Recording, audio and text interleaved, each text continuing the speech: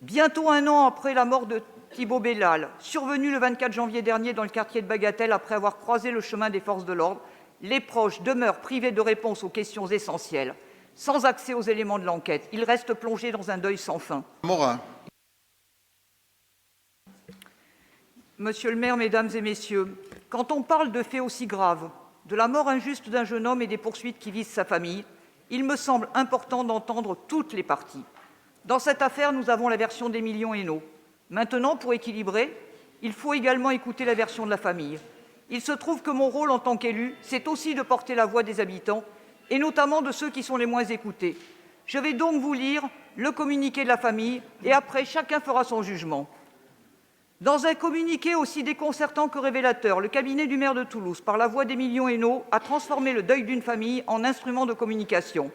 Il a réagi à une vidéo diffusée suite à un meeting de la liste Demain Toulouse, où Laïla, porte-parole du comité Vérité et Justice pour Bilal, était invitée à présenter le combat de la famille, fondé sur de nombreux témoignages recueillis et délivrés à la justice.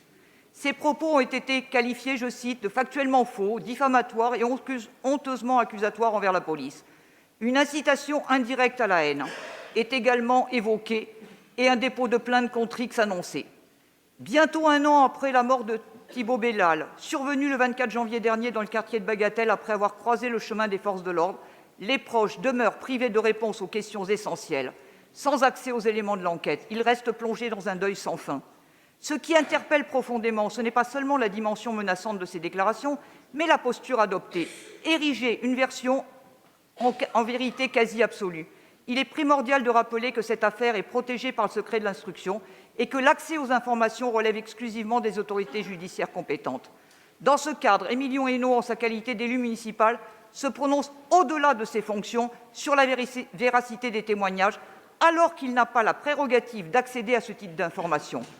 Affirmer que tout est faux ne nie pas seulement la réalité des faits, mais également le vécu de ceux qui ont été témoins du drame et qui en ont été profondément ébranlés.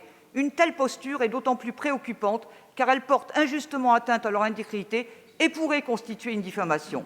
Si des récits circonstanciés existent et dont il aurait connaissance, il lui appartient de les transmettre rapidement aux instances compétentes afin que la vérité puisse se préciser et que ces éléments apportent un éclairage supplémentaire sur la situation. Afin d'apporter des éléments concrets, à défaut d'apporter des éléments concrets, ces propos contribuent surtout à déplacer le regard, transformant une tragédie personnelle en vecteur de diversion au service d'une polémique politicienne.